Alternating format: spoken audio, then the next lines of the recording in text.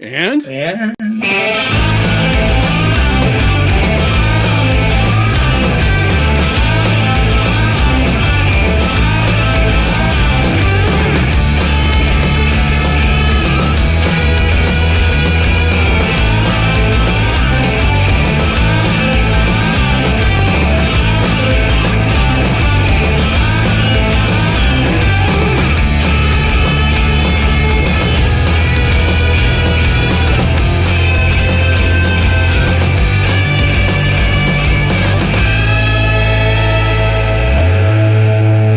we will try to screw it up less next time, although we can't possibly screw it up as badly as the city is screwing this up. And welcome to the August 3rd edition of the This Week in Worcester podcast. I am Tom Marino, editor of This Week in Worcester, and this is Mr. John Edward Keogh. He is a valued featured contributor to This Week in Worcester. He is president of Hollywood Film Group. He is the executive director of Manny J Media. He has other titles, but I'll stop there. Hello, Mr. John. Hello, Tom. How are you today? I'm okay. Happy Sunday to you and all of those that wish to join us.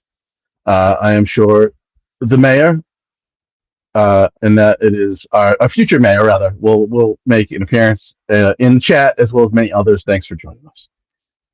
As long as Fred comes, I'm happy. Everybody else, that's our future mayor. I'd expect him to be here. How has your week been, sir? It's been pretty good. It's been busy. I mean, I don't know that we're editing the firefighter documentary part 1, and we're going to be submitting it to the client tomorrow. And then if everything goes well, we'll be off to Fall River in Boston to finish. So that's exciting. There's a bunch of various things going on with other projects, so that's kind of cool. And we're getting, summer's starting to wind up, so election season is upon us. So we're starting to get closer and closer to that. Election season, where logic goes to die. It's exciting though, no? Right? We're gonna get excited. No, I don't know. I think so. I could use not an election every 2 years. I can tell you that. Every 4 years would be preferred. Yeah, I mean, we've talked about this before. The one thing that I would, if I would die on the hill of, we would need to have the elections line up with at least the midterm federal elections. But I prefer even them. I've thought about longer terms for the counselors too. Might be more effective, like 4-year terms versus 2-year terms. I don't know. I find 2-year terms at every level to be the worst possible thing. Just because you become less and less beholden to people and more beholden to powers around elections. So, but that's a different topic that I guess we would have to do even deeper dives into why and how. Yeah, well, I mean, the first thing I'd like to see is the local elections happen on the same day as the state and federal elections. Is the first thing I would like to happen. Yes, I actually think every 2 years makes sense, but only do half the council. Yeah. Break up certain seats go in accordance with the governor's election, and certain seats go in accordance with the president's election. And that obviously have them not be on odd years and even years, because while it would take, I guess, some attention away from the local election, nobody votes. So, to have them on even numbered years, while it'd be more to pay attention to, I think people would be more apt to pay attention because they know they're going to go to the booth, and they're going to have to vote for local people. So at least check out who they are. Whereas in odd number years, they just largely don't show up. And you can kind of see it in the election style. I mean, obviously because we've been doing a lot more press, you and I, like we've been doing different things. We're on the radio, we're on TV sometimes, we're all over the place on social media. It seems to me very much like I haven't seen any paid ads yet for city council, like sponsored posts or anything like that. I haven't heard anything on the radio. I mean, I've seen interviews, and I did see a guest column in the TNG from somebody the other day. I forget who that was. Pizarro. One of the, maybe it was a Pizarro. school committee. No, it was District 3 candidate Rob Oh, Pizarro. oh, right, yeah. So, I mean, you're starting to see those kind of things, but in general, I mean, I feel like there's no hype around the election at all. Like very, very little hype. And I get it, we're dealing with stuff at the national level, but again, we've talked about this a bunch of times. Like, how do you make a difference in the world if you don't like try to make a difference where you are? Right. So Right. like I wish I could save everybody in the world, but I can't. I know that I'm incapable of doing it by myself, but I can make a difference here in Worcester, focused on Worcester, all about Worcester, right? So I can approach things and I can talk about things. Like we're going to talk about this statement the city manager released about the cleaning up the city in a minute, and I've been all over the place on it. Where whether it's on Reddit or Twitter or Facebook or everywhere, because I think there's an opportunity to talk about how our city is governed right there, and to get people to pay attention because on this issue, people tend to be paying attention, right? Because, trash is like an important deal. Um, so again, I can't make a difference everywhere, but I can make a difference here. And so I think that's the best possible approach that I've ever seen. I don't know how you feel about it, but I know a lot of people seem to think like they think despair around this time. It's like, oh, nothing's going to change. Nothing's going to change. And but we have a preliminary election coming up in 4 weeks. 4 weeks from Tuesday, right? So it's like, it doesn't. I don't think a lot. I mean, there's more. There's more at large. There's enough at large councils where we have to have a preliminary there. Yeah. And what District 1? No, I don't know. I don't know if there's a third candidate in District 1. No, I mean, I'm sorry. I'm thinking District 5. Is there, I know that Edson Montero ran at large. I believe he ran. He ran 5 last time. I'm not sure if there's a third candidate. Yeah, so I don't know how impactful the preliminaries will be, of course, but for council at large. Yeah, so I mean, and then schools. Are any of the school committee districts have more than one person? I think there's one that has 3. Yeah, I think there's one. Yeah, yeah, the one with Nelly. Yeah, that's right. And Ellie and Kathy Roy is Tafoya, the incumbent. Yeah, and Kathy Kathy Roy. Roy, right? Yeah. So I mean, that's an important one, right? Because I mean, there's a great example.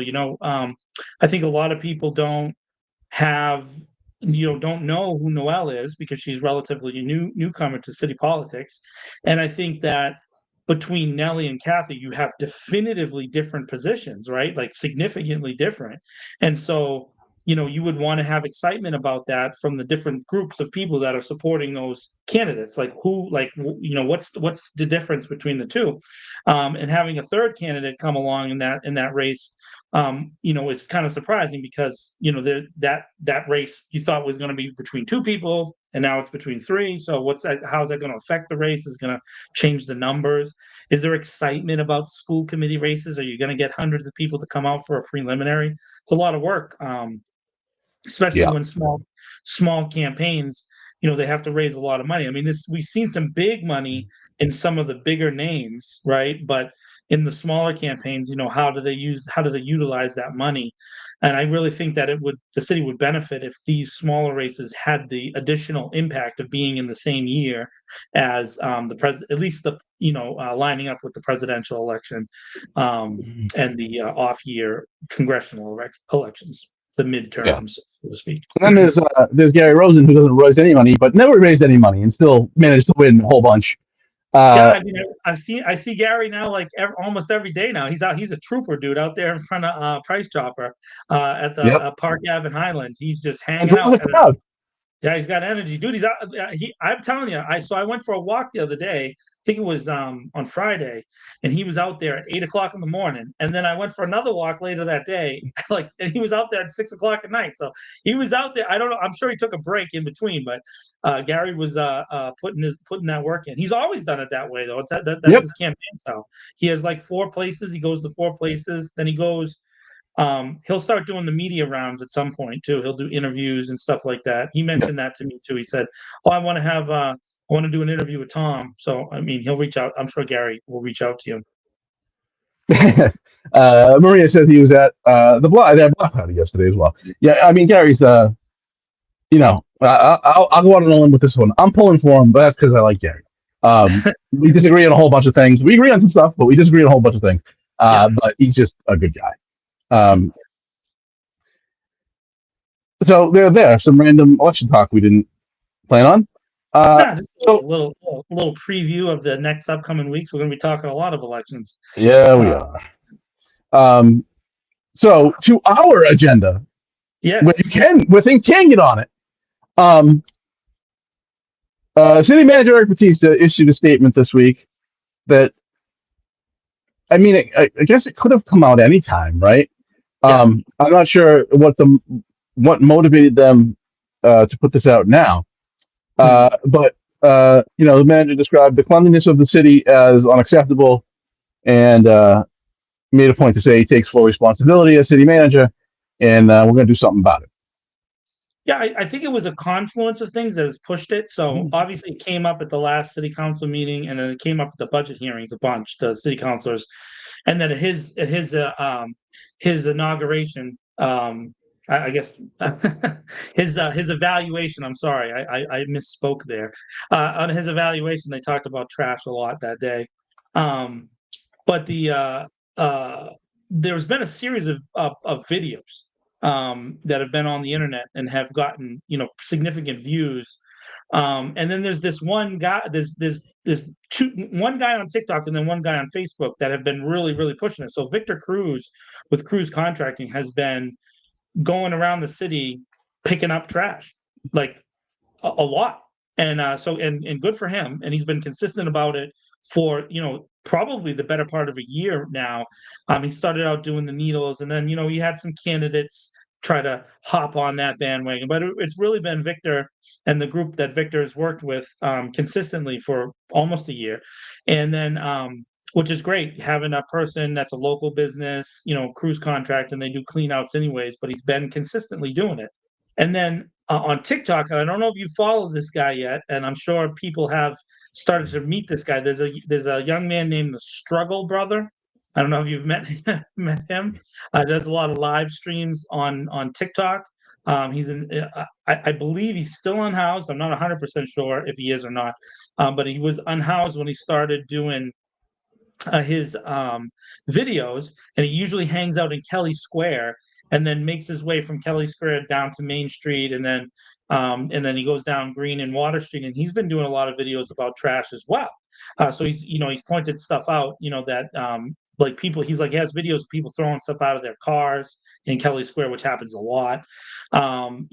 People do treat the city very, very poorly in that regard. So I think that pressure, some of those videos have been going viral, and by viral I mean 10,000, 20,000, 30,000 views, and I think that people are calling the city a lot more. A lot of 311 pictures are being taken and sent in, and so I think that there's pressure on the city manager to do something, right? And then it was kind of a news desert time in the city of Worcester, so I think they took advantage of it to try to get themselves some positive spin into the weekend.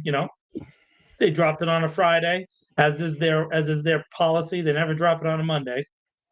And so I'm sure you'll see the city manager go on the Telegram and Gazette, Hank Stoll's tour, and then the mayor will go behind him. So they'll get their press tour in relation to this press release. Yeah. With really no reference to Victor at all, I just wanted to add, stop talking about your struggle rap. To me, your struggle cat. And if you know, you know. Nobody's going to get that reference, and it made me so happy. I get the reference. Maria will get the reference. So I don't know. I don't know what you're thinking you're hearing it, but it's pretty niche. Yeah. Well, so the thing I wanted to point out, so see, part of what you and I do here is like we break down communications from city officials. And in this particular case, I think the city manager's communications team, Matt Moore, over there doing his thing, they have truly brought another level of saying saying something while not saying anything, and then not addressing directly the issues that we all, as people who live here, know. So again, the reason I brought up Victor is that there are organizations and there are people in the city of Worcester who are regular people who have been trying to do this. The city manager is late to the party, right? So, I appreciate that it says he'll take responsibility, but then the rest of the statement basically goes to say, we're going to come up with a plan, and then we're going to tell you, the people of Worcester, how to do it, and then you'll do it. But that's not good enough. That's not enough from the city manager, because what the city manager has not done, and he's never done this since he's been city manager, both as interim city manager and as the official city manager, is he has never addressed in direct form the issues that come from our contract with Casella. And that is the big, giant, dirty elephant in the room, so to speak, when it comes to the kind of ongoing issues with the city. What you saw from that statement was a bunch of our local kind of talking heads folks, at least on Facebook and Twitter and Blue Sky Now and all these other places. They immediately go on the attack against the unhoused population. Yep. That's their first motivating factor. Okay, so now if we've been paying attention, according to the city, the amount of folks that are unhoused in the city, which again, we disagree with that number, is less than 1,000, right? It's less than 1,000 people. So less than 1,000 people are not generating trash for the city of Worcester, which is the second largest city in New England behind the city of Middleborough, land mass wise. Okay? It's a massive city. We're on hills, and it's also the second largest city population wise, right?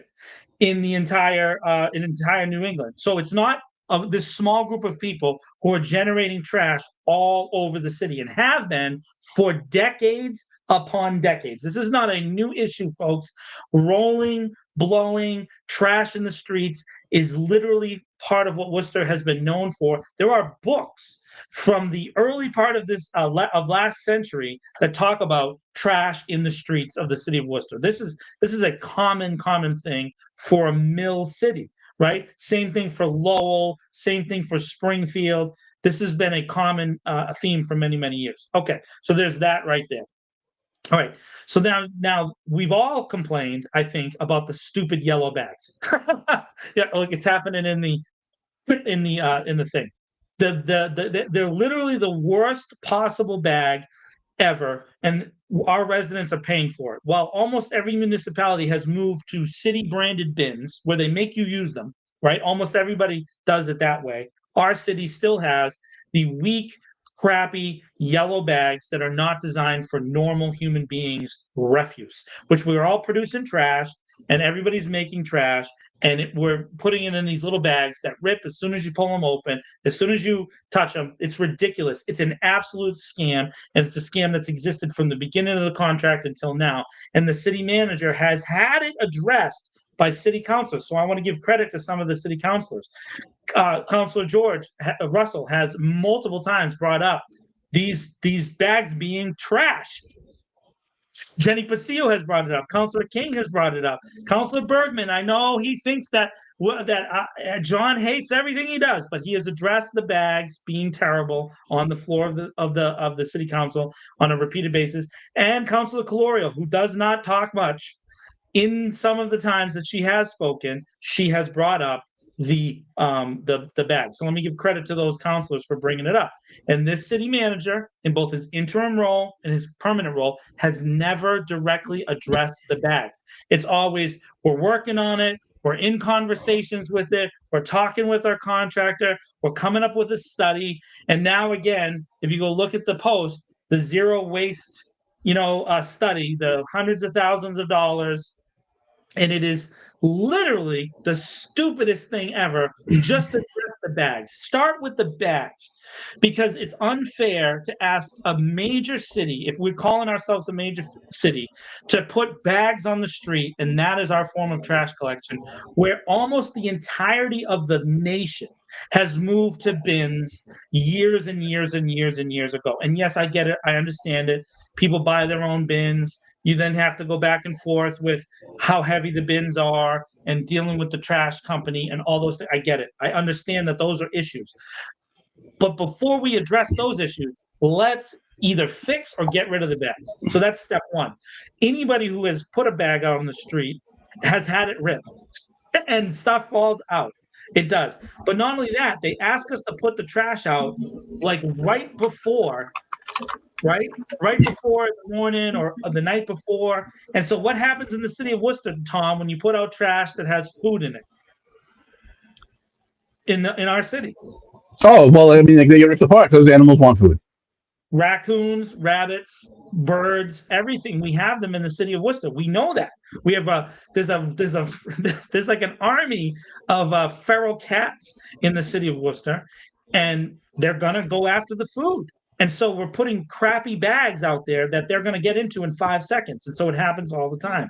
This is a basic level of logic, and shows again the communications office over there at the city managers just does not know how to do their job. They just need to address the bags, talk about those bags.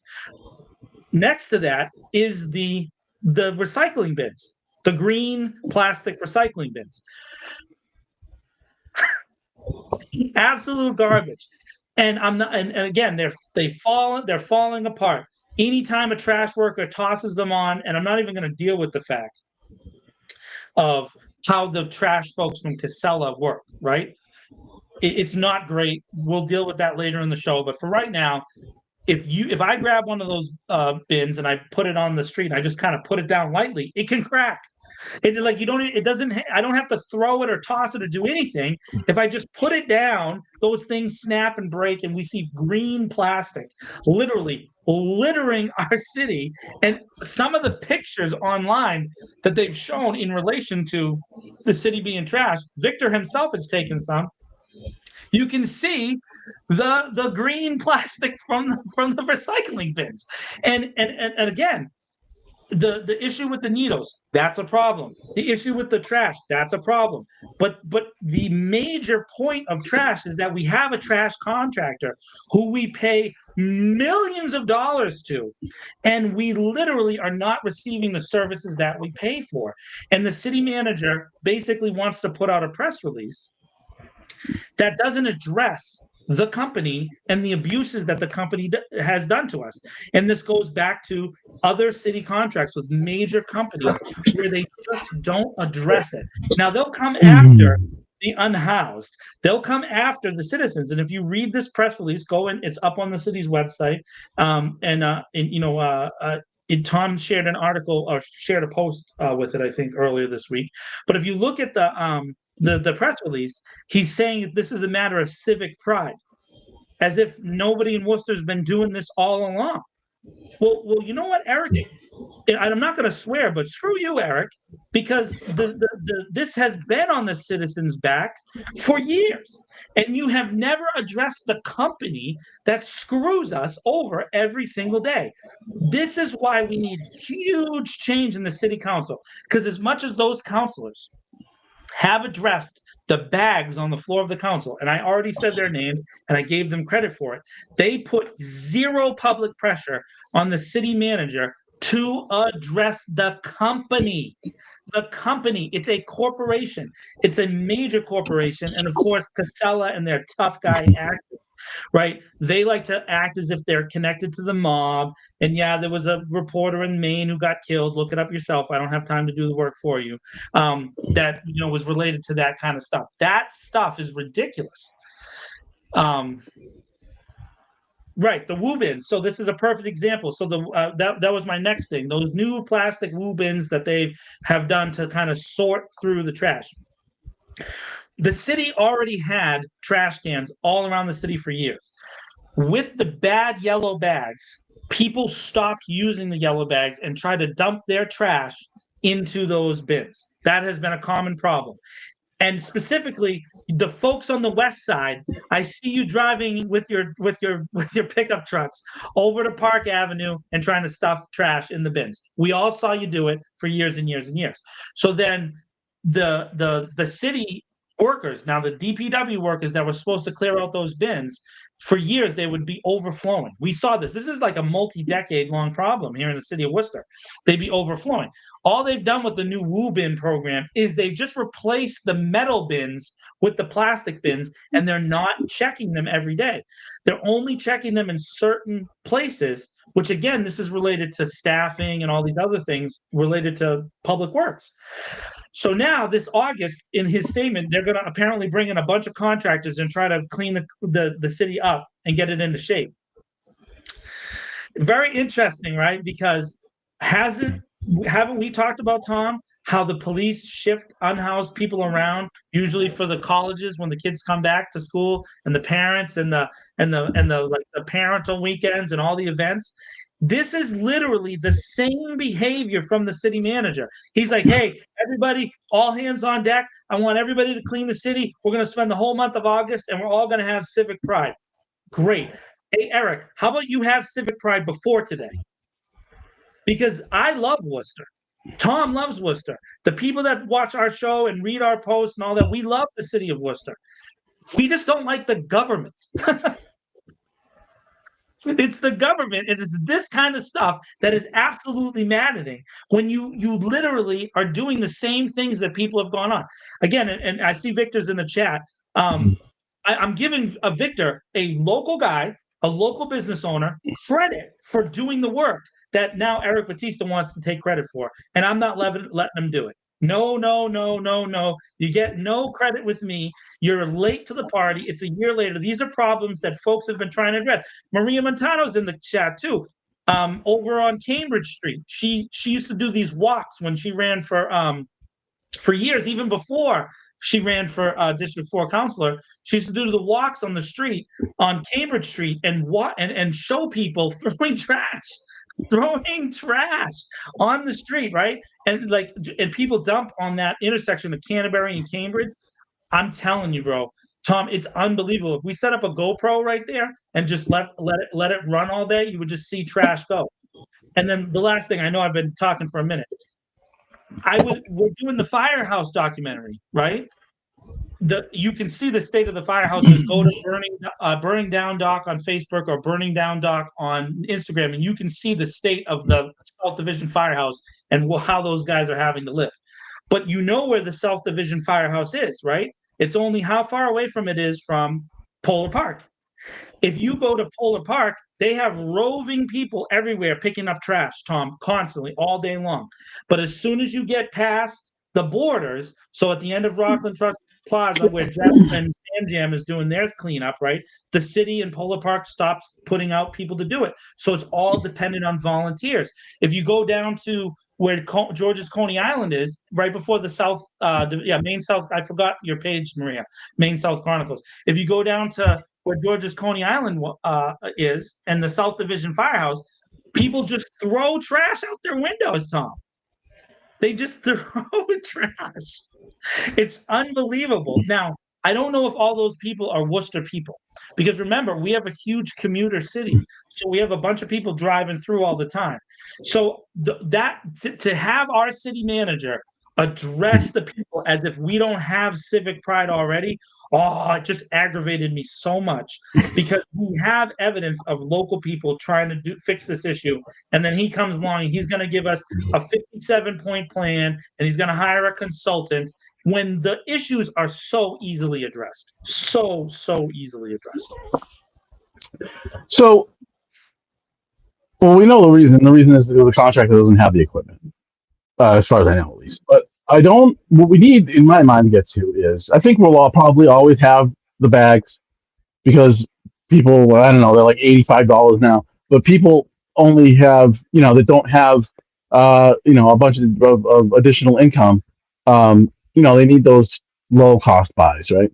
But I don't get why we can't also, besides the equipment, that we can also have, people that, if they so choose, they can pay a monthly, basically a monthly fee, and and get a bucket, a regular, like what most people have in the suburbs, um, a bucket with a lid, a flippable lid, and they can just pay a monthly fee for it.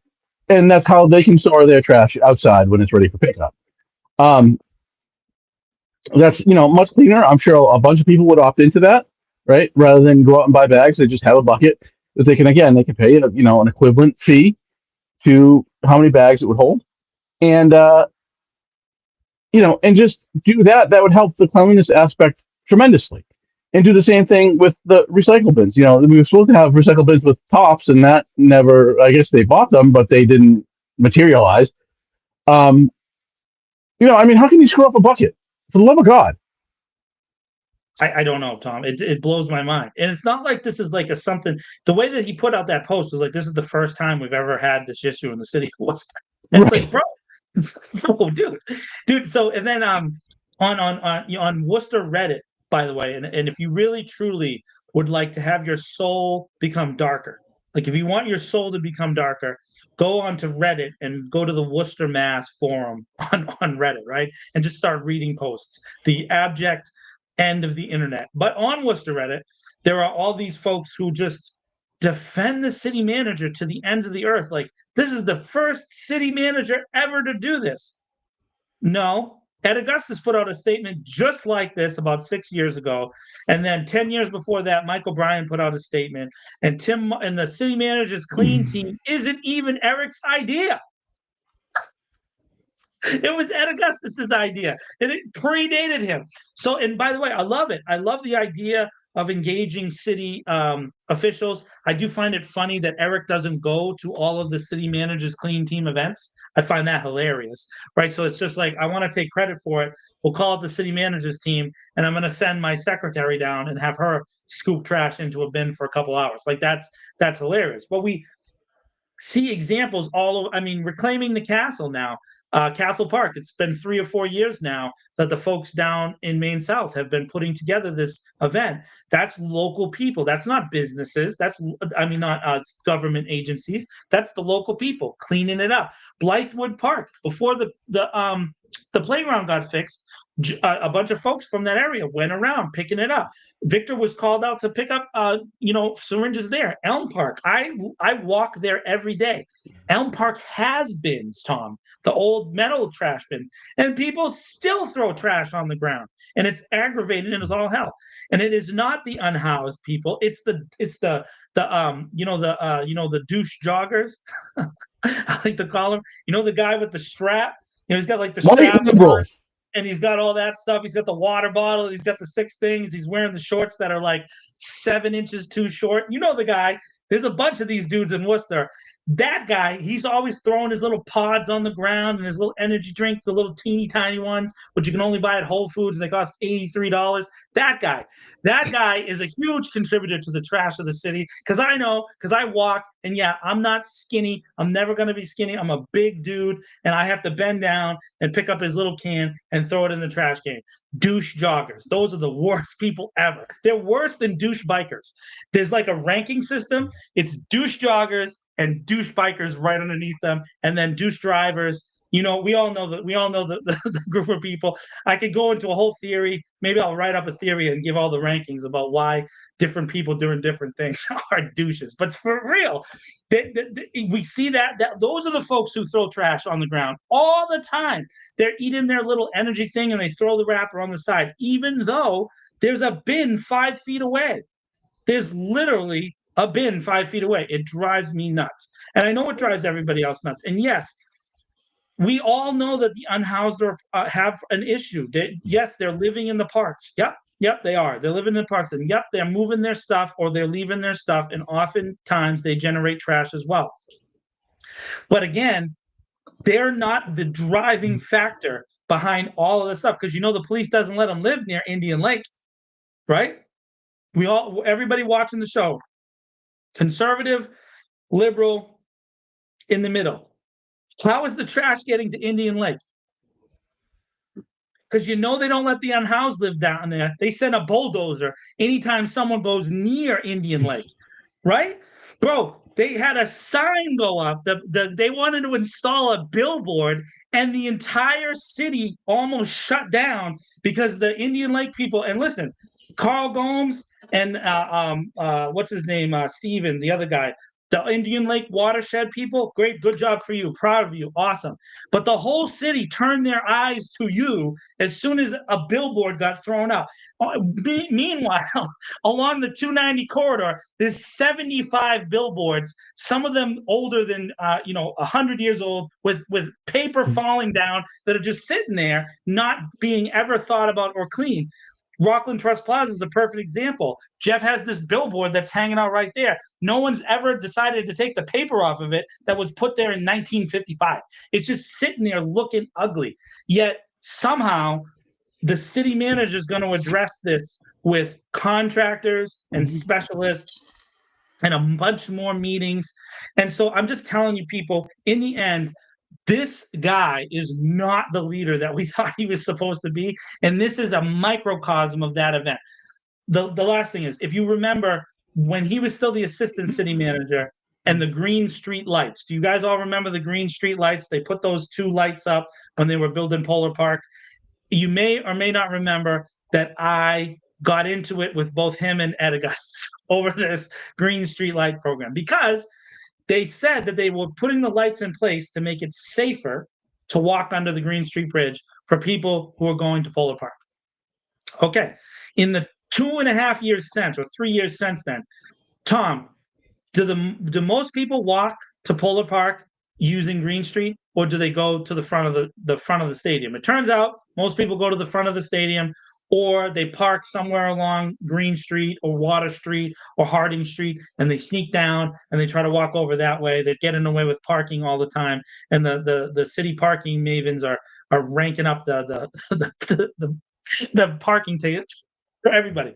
But those lights, if you go and look at them right now, you can go down there to Green Street, and next time there's a event for Fam Jam, right? Go under there and look at the cement of the Green Street Bridge where the lights are installed. Just go under and look, right?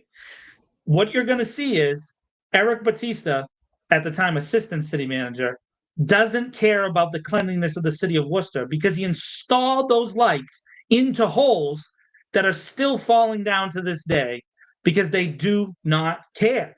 They only want to do this for press, not for actual change in the city of Worcester. And the only thing that we can do is come together and do it together, right? So what Victor has done, and I'm not trying to pump Victor up over everybody else because he doesn't do that himself, right? Victor celebrates everybody that's been involved. But what he has done is made it a personal issue about, if you see a needle, I'm going to go pick up the needle because I don't want a kid to get stabbed with the needle. That's a citizen-led effort. That is not a city manager-led effort. And so that press release, I know I just talked for 25 minutes, drove me bonkers because of those things right there. So, late to the party is a fair criticism. I think you're parsing it too much, though. I have plenty of critiques of the city manager, but I don't know that he really meant like he's the only one that knows, or look, they give that impression. The administration, city council, whatever, give that impression often. I think you're overly parsing it, but it did feel like it came out of kind of nowhere for me. And now he's going to jump. The city's going to finally jump to the head of the line of this. I'll believe it when I see it. I did appreciate, although it's just words, and it's just 4 of them. I take full responsibility. I wish we would hear that from anybody about the police department. Well, so we were talking about this off air, and I had this conversation.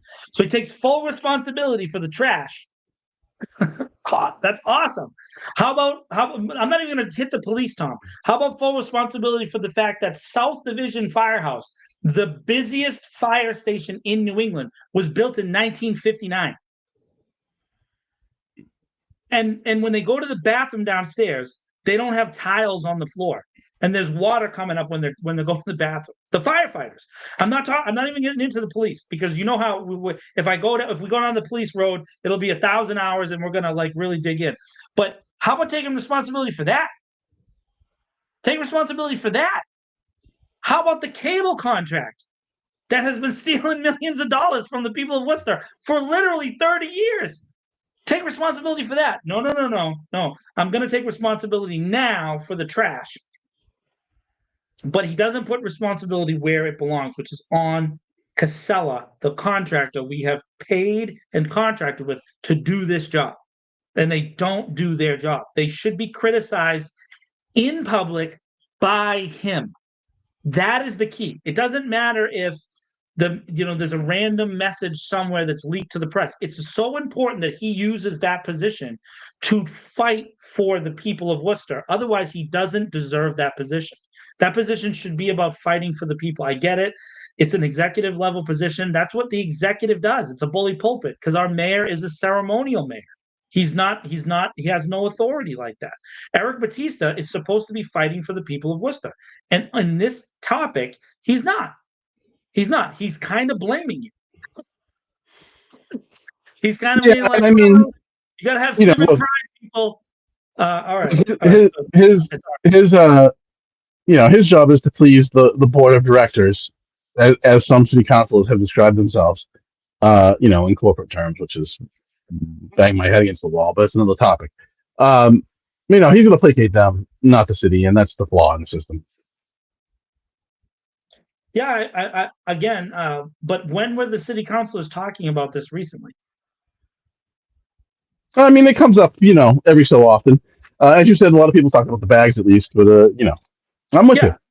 So I think that this it's very likely that this press release was motivated by personal conversations offline between the city councilors and the city manager, right? They talk all the time, secretly, right? And so that's frustrating, because that means, again, this is leaning into some of the other topics we've talked about, where they're trying to kind of limit the ability for the public to participate, trying to control who can go up there, what kind of petitions they can put in, and then leading to what Councilor Bergman talked about on the floor, both in committee and on the floor of the city council, is basically people having to go to their city councilors and ask the city councilor to put something on as a petition, right? So then these trash issues would be like, you can't put it on the petition, you got to go talk to your district councilor.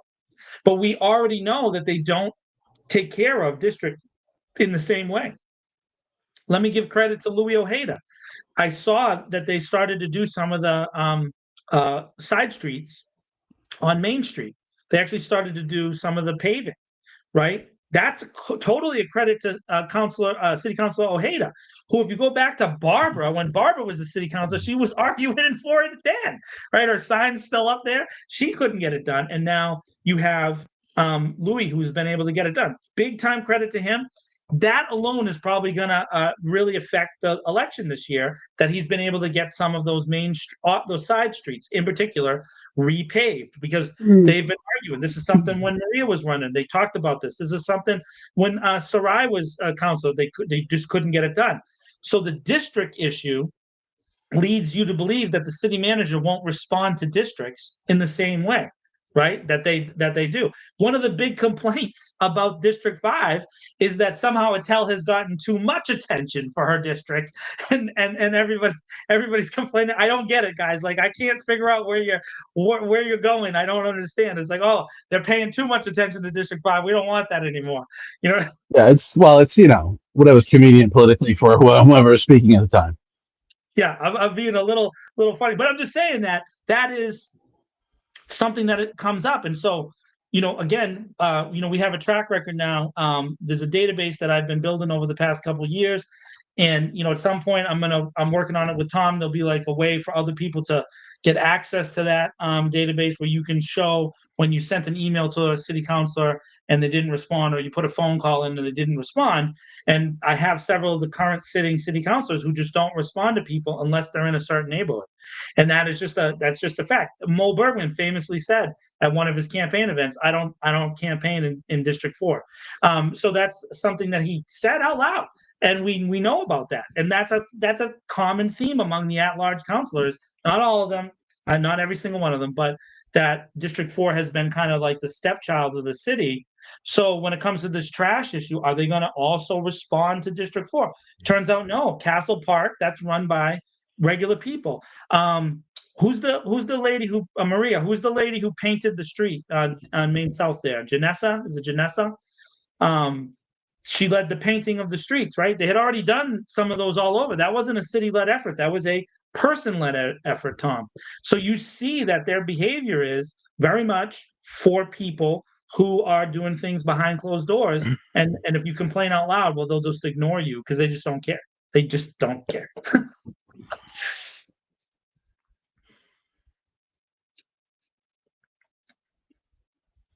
Fair enough. I don't know if they don't care, but they certainly care about their own political ambitions more than anything else. Well, what I mean is they don't care equally about all the neighborhoods in the city, and they definitively do not care about all the people in the city equally, because they care about the people who vote them in and keep them in power and authority that want to do it the same way. Status quo people, they get all the attention in the world. The folks that want anything to change are forced into one bucket, right? And now you're this, because you want anything to change, right? It doesn't matter that you might not have personal beliefs that line up with like being a progressive, right? But you're automatically assumed to be a progressive because that's like the negative buzzword in the city. We're going to talk about buzzwords in a minute, but you're put into that bucket because you disagree with the current administration and the way the administration approaches things. Those master plans that they come out with, Tom, those look great. Those are fancy PDFs, baby. I love those PDFs. Oh yeah, master plan and strategic plan for everything but the police. Yeah, they got strategic plans and they look all fancy and nice. But it's interesting that these strategic plans they go on for a long time, man. It seems to be an ongoing thing. It's like a strategic plan ad infinitum. And by the way, I will point out again that they got the idea from Joseph Stalin, who came up with the 5-year plans back during that's where they the first time you ever heard of a 5-year plan was Joseph Stalin. So go check it out. That doesn't make all plans Stalinist. I mean, that's right. I'm linking them to Stalin. Moving on. That reached is speaking of infinitum ad absurdum. Yeah,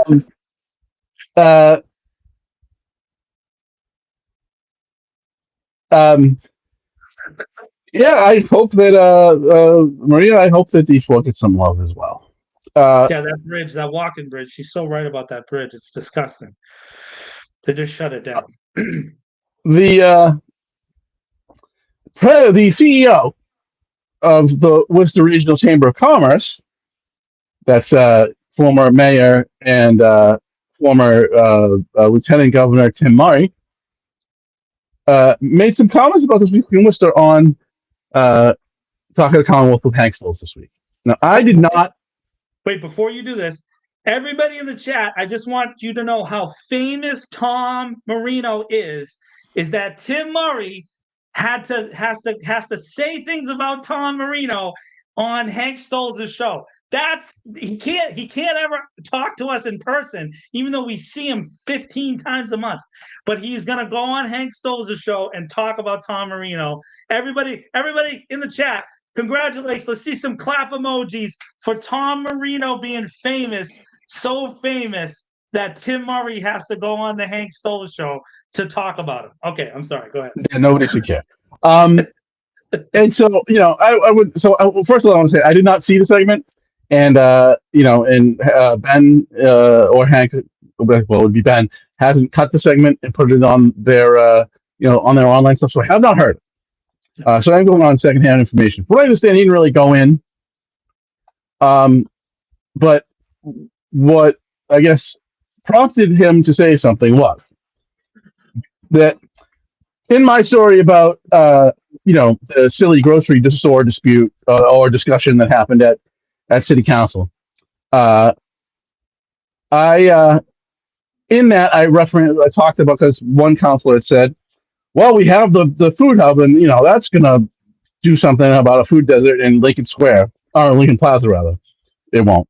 But part of that, I mentioned that, look, maybe the food hub does donate to food banks and stuff like that. I'm sure that there's some, stuff done for the public good, but in its core this is a commercial kitchen that can be rented to produce food for food entrepreneurs, for example. If you don't know, you can't, if you're going to, make a product to sell, you can't just make that at home. You need to have a commercial kitchen that's certified commercial and, Board of Health stuff and all of that. Right. And so, and then I made the point that, that the food hub is essentially a project of primarily the Chamber of Commerce, a good project. I'm cool with it.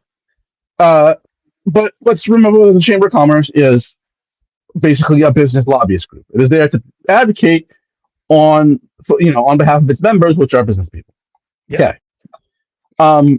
Now, let me put my hand up. Bad language from me, because what I said was to illustrate this point, and what I was trying to say is, there's a Chamber of Commerce that is international, and I call it, it's said that the Worcester Regional Chamber of Commerce is part of the worldwide Chamber of Commerce. That's dumb language, because it is actually called the International Chamber of Commerce for its first thing. So that was just, stupidity on my part. But then I got a email on, a few days after the post was, the story was up. It was Friday the 25th. I got the email, and it said, a little kind of mocked me. It wasn't from Tim. It was from one of the people on staff there. Kind of mocked me for saying worldwide. Fair enough. Touche. But then they informed me that they're part of what is called the Association of Chamber of Commerce Executives, which is apparently distinct from the International Chamber of Commerce. And so I did what you're supposed to do, which was I took the reference out and I added a note at the bottom as a correction that it said it was part of the International Chamber of Commerce. It wasn't. It's not, rather. And it, put the organization that they're actually a part of. That's what you're supposed to do, right? I did that within a couple hours of getting the email being sent. A few hours. Sent at like 4:30 on a Friday, and I had changed it like 7:30. And then, well, I believe it's the following week. Yeah, it was last week. So it's now, this is all done. Yeah. And she made the change within a few hours and noted that I screwed it up, and I changed it. And then the following week, Tim is on Talk of Colin. Didn't hear it. From what I've been told, he mentioned this. I don't know why. Yeah, I screwed it up. But it was already corrected by the time he said it. So what are we talking about? Unlike the journalism outfit that he started, it was the Guardian, or he contributed a bunch of money to start, or however you want to phrase it. I don't take out references to a certain school committee's members' connection to somebody accused of sexual assault of a child, and then put it back in, and then take it out, and then put it back in, and then take it out. And I don't know this for a fact, but it is a fact that the journalist that wrote that post no longer works there. I don't know if it's connected or what, but it's just the facts. And then I'm told that he made a comment about how this week at Worcester has changed since the person that is really founded the guy. I mean, I was there on day one. I would say I'm co-founder, but the founder of this week at Worcester was Patrick Sargent, who's now at UMass. And so him no longer being here became my show. It has changed, for sure. When I started covering city council, I didn't, outside of this is what happened, like very simply, this is what happened, no like policy analysis or explaining anything. I don't think I wrote anything for a year. And it was probably another 2 years before I like actually expressed any thoughts about anything, right? So, I mean, and I watch every meeting. If I don't see it live, like sometimes I'm there with you, and I'm not staying all night. I'll leave and go watch the rest, and then go back and watch what I missed. I watch it every minute of every meeting, of the full city council meeting at the very least. I watch some other meetings too, but ensure that I watch every minute of every meeting. And so it took me a long time to get here because when I started watching City Council, as part of working with This Week in Worcester, I didn't really know much about it. I hadn't followed it like that. Um, and it took really a year of not saying any, not even reporting on it, and then some time before I said, um, and so I think that that's pretty decent homework, right? I didn't just like watch a meeting and start flying off the handle. Watch one meeting and go, ugh. And I mean, in my view, you can only tolerate, in general, you can only tolerate so much stupidity before you have to say something about it, right? Like at some point, silence is betrayal. And when I do say something on This Week in Worcester, not only do we have a separate category or a separate area, however you want to phrase it, of a separate section, 4 columns, but we put the disclaimer at the top of the page.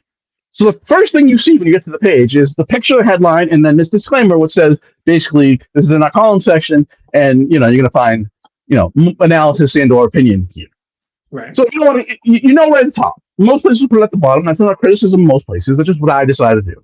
I wanted people, because we had been strictly kind of a hard news outlet for so long, wanted people to know before they read it, not get through it and start reading it and realize that there's opinion in it. We are a nonprofit, the Guardian is, so that puts a lot more restrictions on what they say. But everyone has a bias. Even when we here just did hard news, the story selection is the bias. You can choose what to do and what not to do, and there's just an implicit bias in that based on who's making those decisions.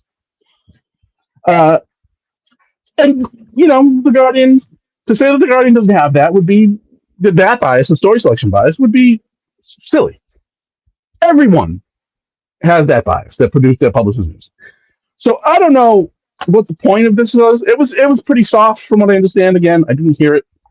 I don't know. Other than to say that I had just basically said all the stuff that people talking like the food hub is some charitable thing. It's not. It's a nonprofit, but it is there for the benefit of. I guess it is charitable, but it's there for the benefit of business people. That's why the Chamber of Commerce did it, because the Chamber of Commerce is there to advocate for business people, and that it is going to be some solution to hunger or food deserts or anything of that sort. It's just not true. It's just not true. And this is another example of, although it is a nonprofit, a business model that the city has supported. I believe the city has money in the project or in the construction or something to that effect. I think it was George Russell who mentioned that.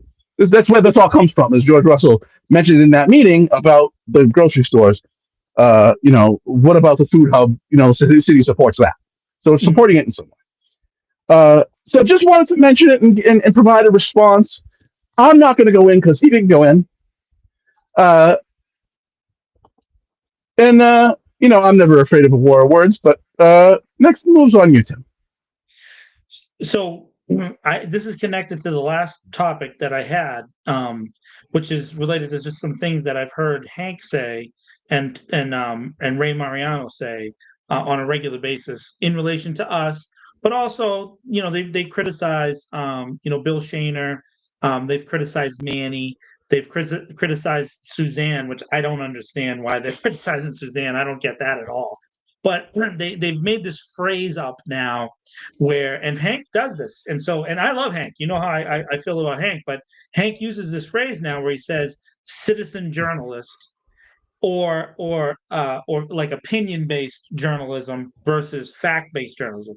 And somehow the Worcester Guardian is fact-based in Hank's mind, and you're not in his mind, right? Like that's how it comes down to it. Now, so I want to say this thing that I find very interesting about Ray saying it, because Ray said it a bunch of times. Ray is definitively a very biased individual when it comes to the city of Worcester in general. He's the former mayor. of the city of Worcester. He was a city councilor for a long, long time. He what did he do afterwards? Was he on some? He was on some board of some kind for some time or whatever. But I he's don't know. also been the last columnist, really, for the Telegram and Gazette, like true. A column. Like Craig Semin is their main like super reporter guy, but Ray's the last like real columnist for that paper, right? Yeah, And I Ray, mean, let me just insert real quick. He was also a columnist for the Worcester Sun, and then when the Worcester Sun closed, he did write some pieces here. I never spoke to him. Something Pat ran, but he did run some pieces for This Week in Worcester before going to the Telegram. Just want to full disclosure. yeah, that's fine. So I mean, so he does his opinion all the time. In fact, he wrote a series of articles in relation to the school, specifically South, having all this crime in it that has been, and it was based on this internal email that Oh, supposedly I've written about this extensively. right, yeah. So they're circulated among the police department. This is a few years back, and he has referred to this email repeatedly since. And then we have a sitting school committee member, former superintendent, in Maureen, who has referred to this email repeatedly for 2+ years while she was running, and then being on the school committee. She's referred to this email on the floor of the school committee. She's referenced it, and so has her compatriots there, Diane and Kathy. Even though both the current chief of police and the last chief of police repudiated this information openly and publicly, which is very, very rare for the last chief of police, more regular for the current chief of police to directly address this email that said South. But we also had Mayor Petty. Again, I'm giving credit to everybody says we're so critical over here. Mayor Petty, who stepped down from the chairmanship of the school committee on multiple occasions to address the fact that we don't actually have this massive crime problem in the Worcester School Department. We just don't, right? It was completely made up. Were there times in the history of Worcester where there was crime in the schools? Yeah, but at the time, what they were saying was not happening. Okay. Not only that, it was related to criticism specifically of the new superintendent, Rachel Monares, right? They were going after her, and they were attacking her on a bunch of different fronts, all of which turned out to be false, right? A bunch of these false attacks. And Ray published a lot of that stuff. I have not heard Hank call Ray a citizen journalist that's just making shit up, because Ray makes stuff up all the time. Ray has been proven to be a liar on a regular basis. I don't mind saying that. Now, Tom is the editor at This Week in Worcester. That's his job to edit this. He edits me. I write articles for Tom, and he checks me.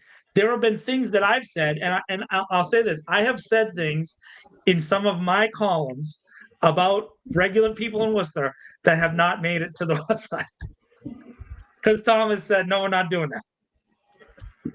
And he's taking them out, which is fine, because that's what a writer-editor relationship is supposed to look like. He's supposed to say, hey, John, maybe not this and maybe not that. But he checks my sources. We work together. We develop stories together. And so they're all based on facts. But it's interesting that Tim has taken this approach at this time. So I feel like it's the first shot. And I think you said it's interesting, this like war of words, what's going to happen. But we're looking at a group of people, the Worcester Guardian, Mass Live to some extent, the Telegram and Gazette, that are considered like legacy kind of establishment media. And then the rest of us are considered to be like, rabble rousers or something like that.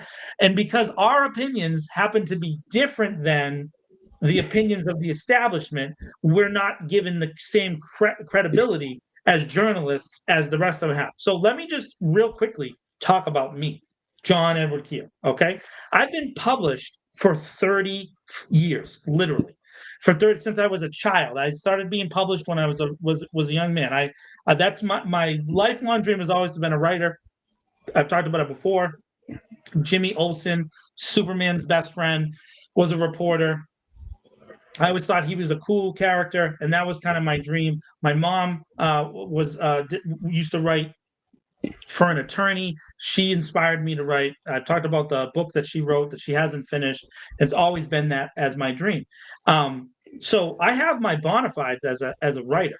It's not just that I'm published here; I'm published in other places. In fact, I was talking about this with Hank, not Hank, with Victor. Victor over at Worcester Magazine. I've been published by almost every single organization in the city. I've published poetry multiple times in Worcester Magazine. I worked for Paul Giorgio and Jenny Pasillo over at the Pulse for a couple of years. I worked for the Patch, Neil McNamara. I wrote several articles over at Patch. I've worked for Tom now for a long time, and then I just recently wrote an article for Worcester Sucks. Does that clear me as a journalist here in the city of Worcester? Also, I executive produce over at Manny J Media. Tom likes to do this list of names and stuff that I do. Tom Marino, though, identified me 5 years plus ago and wanted to work with me in the context of This Week in Worcester.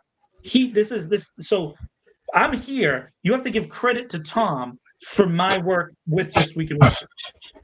It is what it is. You got to, right? And so some of the stuff that I've done has been very has had notoriety, right? So we've had a lot of that kind of stuff going on. So it seems like what they're trying to do is attack credibility of the institution, This Week in Worcester, to lower the ability for us to affect people's opinions as we go into a pretty critical election season. And Tim Murray has a reputation for doing that, Tom, because again, the Worcester Guardian, out of nowhere, last election cycle, received a $50,000 donation from the Chamber of Commerce, directed by the executive director of the Chamber of Commerce, Tim Murray, establishing nonprofit news. Oh, by the way, I also worked for What's Up Worcester for about a year, a different nonprofit news organization in the city of Worcester. So I think that this kind of nonsense is just trying to pigeonhole you, and so other people won't listen, because I think you're starting to make an impact on the city. And I'll let the audience speak for themselves. People are hearing what we're saying, and they're listening. And they're at least saying it somewhere, probably in some of those closed rooms, enough that it's like, hey, we need to address this. And so they're going to go to their tried and true tactic, Tom, which is they deploy Tim Murray. He's their go-to guy when they start to, push back against narratives that happen to go against chamber-based narratives. Tim Murray is the go-to dude. And so I think that's what they're doing here. That's my opinion. And I also, in that piece went on a whole tirade about, the neoliberal brain rot that has destroyed this country. And, Tim Murray is the typical neolib. And it has absolutely destroyed this country. Well, it's destroyed the middle class. If you think that the middle class is the working class, if you think that the working class is instrumental to this country, then yes, it's destroyed the country. I do. It's funny you brought up that Ray thing. I've whacked him on that a bunch of times because it's just irresponsible. Right. Here is the piece, the first piece I wrote about it. So right here, this big quote. This is what Ray said. Huh? Tom Marino, bringing receipts, baby. Yeah. So I published this first week of January of 2023, and it was referring to what Ray Mariano said in the Telegram in November. I asked for a public records request to get the actual facts. And so what the police department did was they give it to their crime analysis unit. And so first, what this email from Police Lieutenant Miguel Lopez to internal contacts, which was, I believe, a department-wide email that was then provided to Ray Mariano at the Telegram, and that's what he reported on was this department-wide email. Since the start of the school year, we have been this email said that the police department had responded to nearly 385 incidents across all schools. Many, but not all of these incidents have been violent and disruptive occurrences. So when I asked for crime statistics from schools from the police department, I also got this email as part of the records request. And this is what the department says, and I noted it right here. This is, of course, for 2022. the start of the school year till the end of December. They did, and these are incidents that took place between 7 a.m. and 3 p.m. on school days. So this would be responses to schools during schools, which is the proper way to analyze this, right? Yeah. Responses to school when kids are in school, 7 to 3. And what their analysis found was police responded to 188 incidents, not 385, at the 37 Worcester public schools. And 200 less. And not only that, but 50 of those were classified as medical responses. So you're talking about 138 actual responses, and then they gave me everything the responses have been from: 13 disorderly person, 11 assault and batteries, 9 welfare checks, 8 accidents for property damage, 8 assist a citizen. That's not exactly crime. 8 assaults, 7 threats, 6 hang-ups. So this many but not all of these incidents have had violent, disruptive occurrences is nonsense. Nonsense. And how did I know that? Because I actually asked the police department for the real stats and didn't go off an internal email, which I don't know. The police department told me, it's in this paragraph here, that the number of incidents cited by Lieutenant Lopez included incidents outside of the 7 to 3 p.m. timeframe, and also included responses to the Central Massachusetts Collaborative, a public school entity which Worcester Public Schools is a member. I'm gonna go out on a limb and say that still isn't gonna add up to 385. So, I could be wrong. Maybe there's this wave of after-school crime, but I just think that the number is just inflated. But Ray got an email and said, he thought he had inside information and published it. That's called not journalism, folks.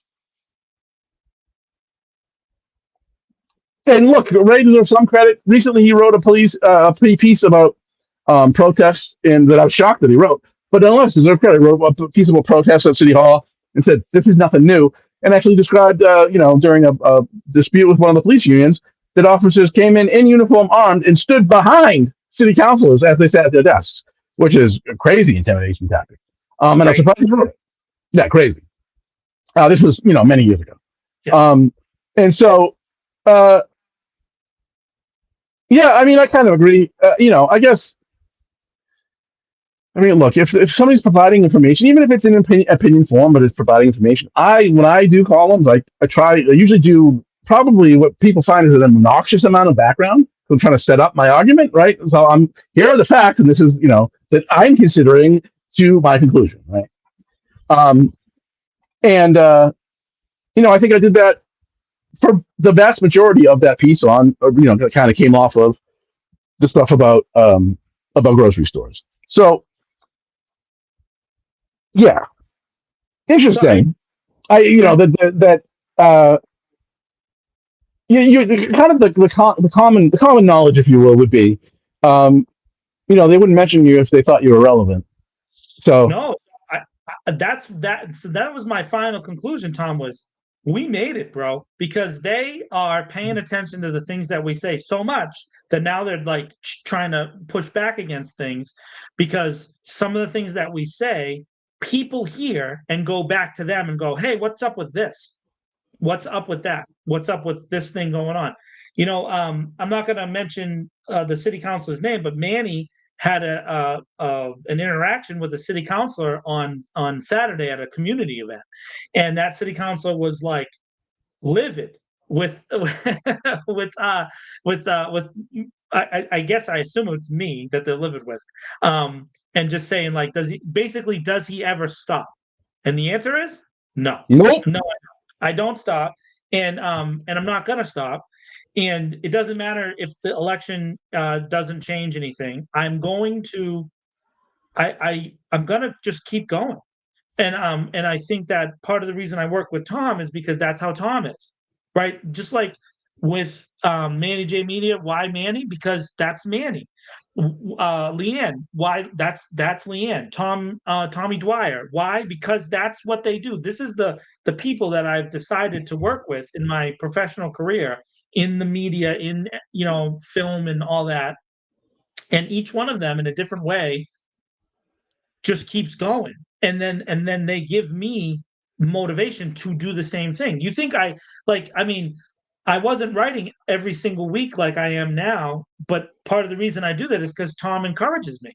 So then I feel like, okay, well, my voice is being used. And then people read the articles and they give us feedback. We got all the clicks and all the hate on Facebook. Love those hate comments. They just keep up the engagement, folks. I love it. Click away. We get all those things, and then it's led to other opportunities. I've been on the radio a few times. Recently, I've been on TV on Central Mass Chronicles. There's a couple other things coming up that I'm not at liberty to say. But people are hearing us, and they're asking for us. I did an article for Worcester Sucks, and I had a chance to shout out that I work with Tom there. So that's a different audience than this audience. And so there's an opportunity for there to be crossover. Also, I don't think that there's anything wrong with competition and audience crossover. I think that's a good thing. I think it's even more important that we have more people looking into stuff. And so, Ben's brought that up. Ben White, who is the producer over for Hank Stolz on Hank Stolz's show, Ben's brought that up several times, how there's actually kind of been an expansion. Mark Henderson at the 016, same thing. There's been an expansion in media here locally. And I don't know that that's a bad thing. We are the second largest city in New England. We should have a huge amount of coverage. Absolutely. We're the heart of New England. And again, I would say most of the journalists here love Worcester. I don't know all of them do, but I do. I know Victor Infante does. I know Craig does, right? I know that Tom Marino does. I know that a lot of the folks. I know that Bill Shaner does. Literally, that's the name of his company. Worcester Sucks, but I love it. He loves it, right? So I mean, those are good things for our city. When you start to see the establishment making comments about it, you're doing something right. And I've given the story out a bunch of times, but the greatest day in my journalistic career was when I wrote an article for Neil McNamara about the drones, and I got accused of being a secret MAGA incel by one person and a leftist liberal something. I forget what. I think it was that libtard. They call me a libtard. So I got accused by the right of being bad, and I got accused of the left of being bad, and it was the best day of my life, because that means you're doing it right. You're doing it right if you're kind of driving. Now, I don't know if I want to go down the road, and Tom and I have talked about this a lot, of being on constantly in the middle of strife, right? Because I do think that there's some place to work and to be collaborative. So then I do try to point out when things are right. Too. So it's not just about the things being right or wrong. In this case, today we talked about the trash situation. Victor deserves credit for what he's done. Jeff Killebrews deserves credit for what he's done. So that's real work by local people trying to make a difference in the city of Worcester, right? Janessa May, the artist. Do people even know about this woman? Janessa's incredible. She's done all these street paintings. They're beautiful. There's one by Elm Park that has a fish on it, right? Like a Nemo fish, and it says, this empties to Beaver Brook. That art makes you know that the water that stuff that gets dumped into that water, what's it called, the watershed, ends up all the way over into Beaver Brook Park, the Beaver Brook River, right? So whatever it is, Beaver Brook. I don't know what the right thing to call it is, because sometimes it's a river, sometimes it's a brook, whatever. Yeah. So what I'm saying is that these are all these people that they should be celebrated about what they're doing. But also, I think that you should be celebrated as well. Now, I'm biased. I work here at This Week in Worcester, right? So this is one of my jobs. But you should be celebrated, Tom, because you're trying to do the best thing you can in an ethical and moral way. They can say what they want about the articles. I know the work that you've done, and I'm happy to stand by and say, Tom checks sources like no other journalist in the city. Well, I know that. But what I'm not going to do is be a cheerleader. No. I'm not going to have pom-poms, and I would look terrible in a skirt. I don't know, Tom. There might be some people that like that. You never know. You got some fans in the chat. Tom in a You have skirt. fat legs. You have fat Check it. legs. That doesn't matter. That doesn't matter. Don't body shame yourself on TV. But don't do that. I mean, I sit here and I go sideways. So I mean, what do you expect? I sit here. 2025, bro. It's 25. There's no body shame in 2025. You know what I mean? Oh, my favorite person to say horrible things about myself. So yeah, I mean, I'm not gonna get my pom poms out and say everything's beautiful. I'm not gonna do it. You can call that negative if you want. Yeah, it's not. But it's everything's not beautiful. There's some real problems here. You know which one I care about most, and nobody wants to deal with it. So I mean, the other thing is like people that are in public life in the city are so sensitive. Oh my goodness, it's. I mean, you disagree with them, and so you know what, and so others aren't like that. By the way, I mean it's a mixed bag.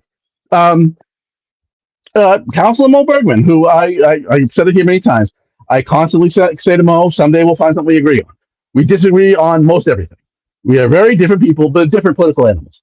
But I enjoy talking to the guy because he's not going to back down either on what he thinks, and so that leads to it never has become I don't get up and yell and scream. That's stupid. What good was that solve?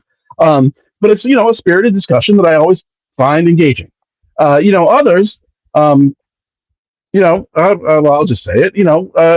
When I first started diving more into reporting on politics and city government, I had a few conversations, I think 3, with Kate Toomey that were actually really good.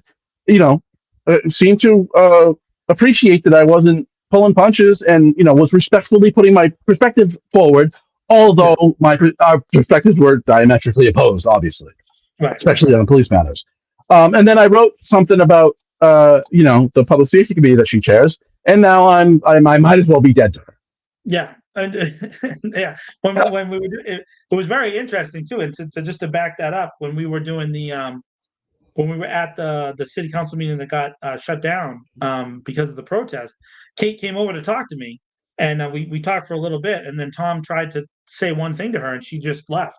And so, and I told her afterwards, I said, that's kind of unfair, Kate. Like, Tom was trying to just be direct with you, and it doesn't and it really doesn't make sense that she talks to me.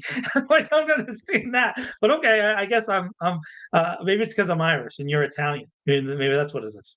And it was obviously loud and there was stuff going on, but I thought the Cosenza case had come up. That's what I thought I heard, and so I just tried to mention to her, hey, there's one document you can read. It's only like 14 pages that will summarize all the things that was so bleeped up about that case, and it was just looked at me like I wasn't there. I mean, that's fine. Well, that's fine. Nobody's required to communicate with me or like me. That's fine if that individual has no use for me. But I mean, the origin of having that having no use is that I criticized them in a column with facts. Yeah. No, and listen, I have the same thing happen. I mean, rather not in a column, it was a news piece. I criticized them. I wrote a news piece that was critical of the committee that they lead, and So I mean, look. That is her right. She doesn't have to talk to me. She doesn't have to like me. Yeah, I'm with you. I'll say this: I've had the same thing happen to me. So, now when I'm reaching out to Tom Matthews, the media guy, because I've been kind of public with some of the things that he did, which he did. These are all factual things. He shut down Manny's show. That was his call. He can say what he wants, but basically, and from everything I can read, it was my criticism, public criticism of the city manager that led Tom Matthews to punish Manny. That's basically the understanding that I was given. And now when I ask questions, I just sometimes I receive an answer, sometimes I don't. There's like a lot of delays, and then I see other people ask questions, and they get them pretty quickly from him. So that's like a professional courtesy kind of deal. But if you take a public role, you need to expect, public criticism. And so, and specifically him, he's supposedly he kind of has a background as a reporter. He worked, for like school newspapers and stuff, wrote some stuff. And he was at Mass Live, wasn't he? Yeah, he was at Mass Live at some point. Yeah. And so, but apparently he forgot that that's how it works. I mean, he did a good job. I mean, but that's, and in my experience, I haven't talked to him a ton, but I've talked to him a bit. The city manager lets that stuff roll. Like he doesn't get pissy about it. That's in my experience, at least. Well, he doesn't get pissy about it in person, But what they do is then they create this kind of blanket on access. And so there's this like there's like a transaction here in the city of Worcester. You get access if you always say good things. And if you don't say good things, you start getting less and less access to that group of people. And that's the thing that has to change, right? Because you can't be governing something and determine access by people who like you. That's not how America was designed. It was designed supposedly, again, and this gets back into a much bigger conversation. But let me just say this: is that if we say we're a democracy and we're all about equal access and transparency. I remember City Manager Batista in his inauguration saying that he was going to be the most transparent city manager ever. Turns out that's not true. And well, I mean, let's parse that though. He might be the most transparent city manager ever, but that doesn't make him actually transparent.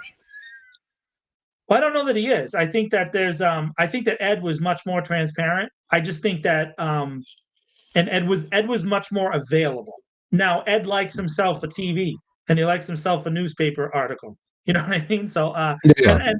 but the perfect example, Ed Augustus and I, as everybody who knows any interactions I've had with him, we disagree about everything.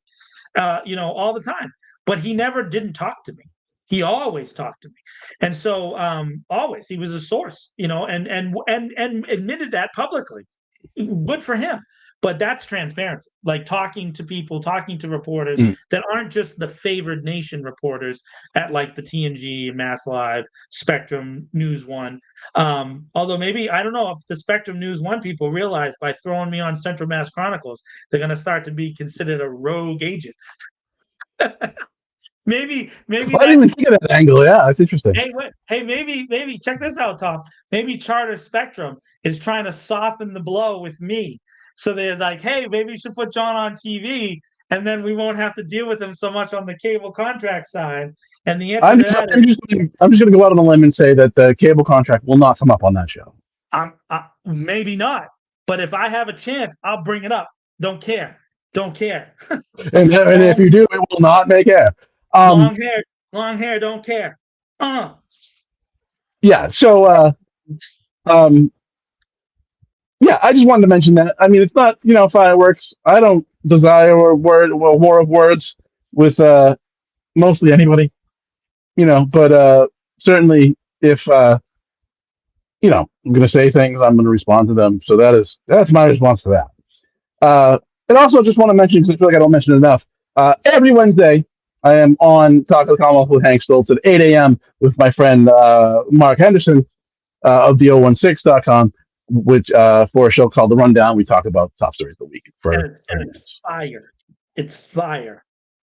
It was funny. I think it was after the last show we did. I was driving home, listening after, and Hank said, well, we must be doing something right, because we got one text that says, this is one of the best shows you have. Why don't you do it for 45 minutes like you do on Tuesdays? They do a roundtable on Tuesday. And then another person texted in and said, these two people are the biggest idiots you have on. Don't ever have them on again. I know. I have a suspect who that second one might be, but we know who it is. But yeah, if you get a chance to listen to that, if you're up at 8 a.m. on the way to work or whatever, check that out. He's on. Oh God, what's the channel he's on? You can find it on RadioWorcester.com, and then he's on AM Radio 850, I think. CRN. He's on CRN AM. Yeah, CRN. Yeah. And people, listen, everybody all the time, go and support this local media. Yeah, consume it all. You know what I mean? Because it's the only place you're going to find local news, because the national stuff, and there is, and just so you know, I mean, I don't know if you saw the report about Gannett. There's probably more staff cuts coming to the TNG, which really sucks, because I feel like Victor and those guys and the whole group over there has tried to manage the massive loss of staff that they've had over the past 10 years. I mean, people do not realize, but if you go to that building, they used to occupy 6 floors. He's talking like 6 floors. And now they occupy a corner, and not just 6 floors. That was just the offices. Remember they used to print it here in Worcester. Right. That's how that building was all one newspaper operation for a long, long time. And so now we've lost having that kind of operation in the city, which of course led to like more local business advertising, all kinds of stuff. Having the Telegram, and back when it was 2 newspapers, it was a much better, more robust operation. There were problems with that time and era, sure, but still, it would have been it's better for news, I think, back in the day. There used to be an afternoon edition, and there used to be like extras sometimes for certain breaking news back in the day. But anyways, the point is that now they're in like one corner of one floor, and so like how many more staff can they get rid of? And the concern is that Gannett is moving towards an AI operation and producing copy, which might limit, and something you talked about on that show with Mark and Hank, AI writing copy is a huge issue for journalists, right? Because now all those kind of regular stories that kind of get popped out on a regular basis, if they're going to be automated, they become less involved in local stuff and more focused on the national stuff. So for us, though, as an established entity in This Week in Worcester, I think what might end up happening there is we got a chance to get much more significant ratings and coverage and access and interest here at This Week in Worcester, on Hank's show, and in other places, because if the Telegram and Gazette goes away, who's gonna fill that hole? We're ready to step in. We're ready to step in.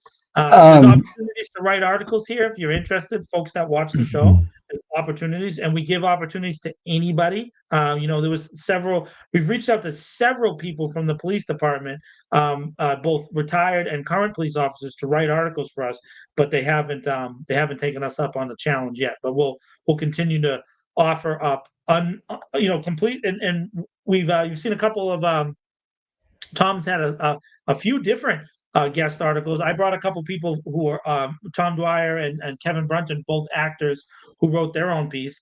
But Tom got someone from Clark University related to the business school, and there was another one that you had too. There's been 4 of them so far. Mesothelioma and mesothelioma and veterans. Yeah, right. So in fairness, both of those fell out of the sky.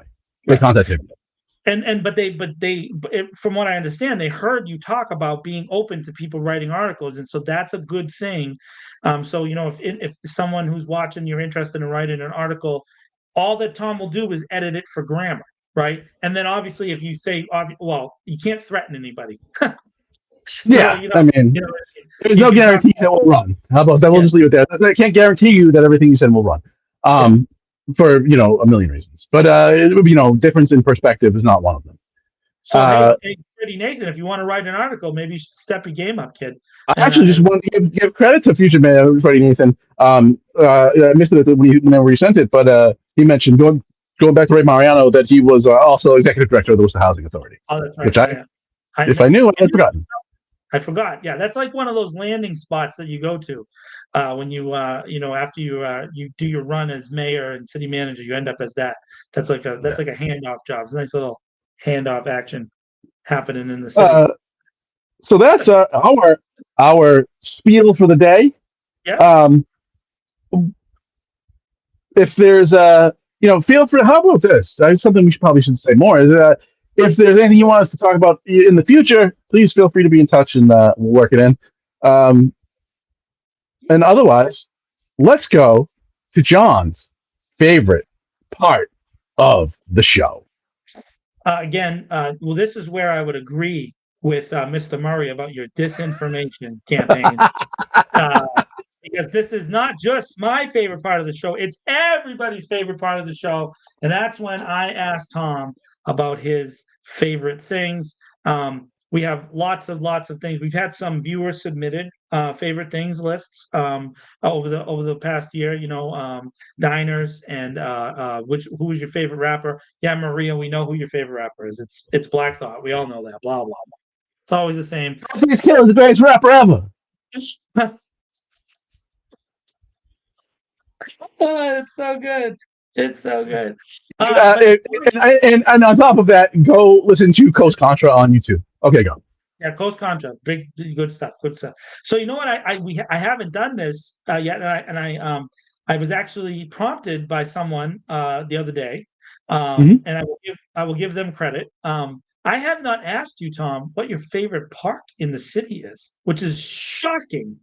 that I haven't asked this yet, but someone said, "What's your favorite park?" But it's August. Everybody's out in the parks, including our douche joggers, are running around in all the parks. You just want to be healthy. You don't make them douchey. The city of Worcester has. Hold on, I have it like teed up over here. Hold on, I had it ready to go. It has a lot of parks.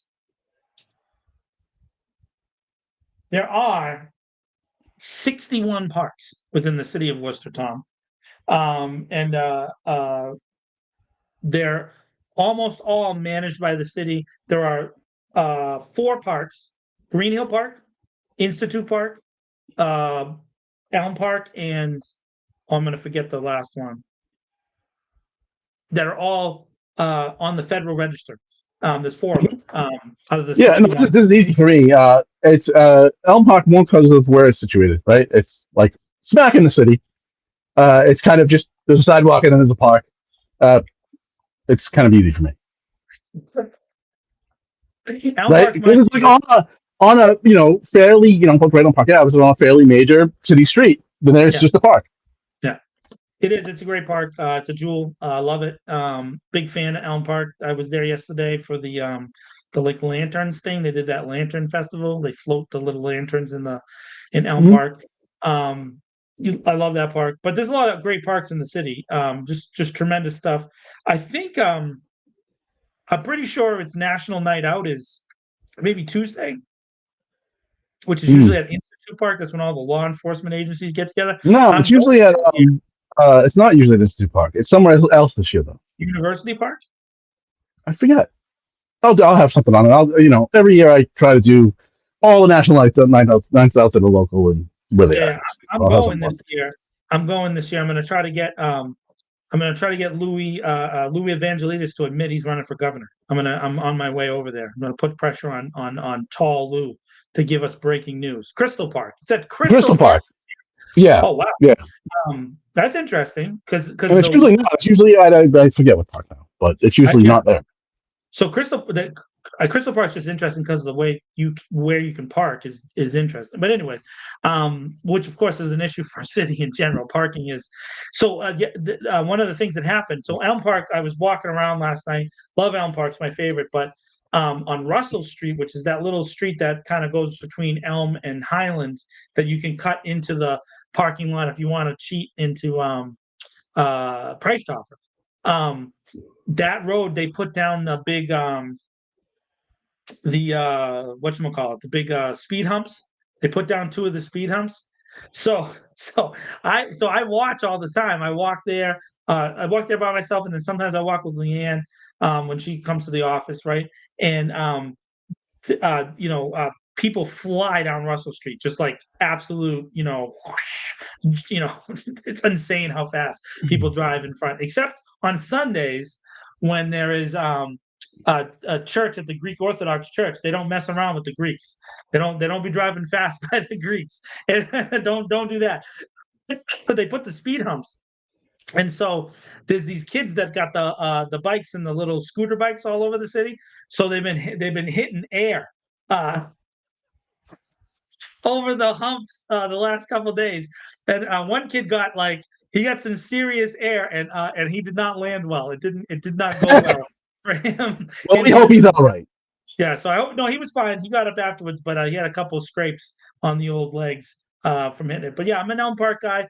Also love Newton Hill, which is behind Doherty. They've done a lot of good work up there to kind of clean the trails and stuff like that, kind of make them more even. It does get muddy in September, so it's hard to walk up there once September comes. But this is the best time of year really for walking in that area.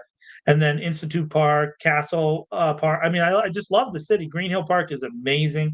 Again, a bunch of parks in the city. That's one thing about it that makes me want to clean up, and has been such a concern for us before the initial topic that we talked about tonight was we have all these beautiful parks and open spaces for people to be, let's take care of it together. And I do think that when I meet a person, just to button the program, I regular people that are from Worcester try to do the best that they can. And it's not their intention to throw trash all over the city. the trash comes from circumstances that are outside of the normal regular person's control, and it's just never been changed for 50 years. So, care about our parks. That is something to do. And then you can get in contact with Victor or Jeff. I know C and Maria have done cleanup stuff too. And who's the guy who David Jerry down in the middle of it. Downtown Worcester Bid has the ambassador program that they do. So you have a lot of folks that are trying to do cool things. So get out there and share your time to help clean up the places in the city of Worcester. And lastly, contrary to our loyal and repeat listener, watcher, whatever viewer, Shawnee, we would encourage you not to bring your nunchucks to National Line Out. That's probably a terrible idea. Like, do a nunchuck free day if you're going to be around 300 cops. Just don't bring your nunchucks. It's not a good day. Not a good idea. Bad idea. Bad. Not a good idea. So that's it for this week.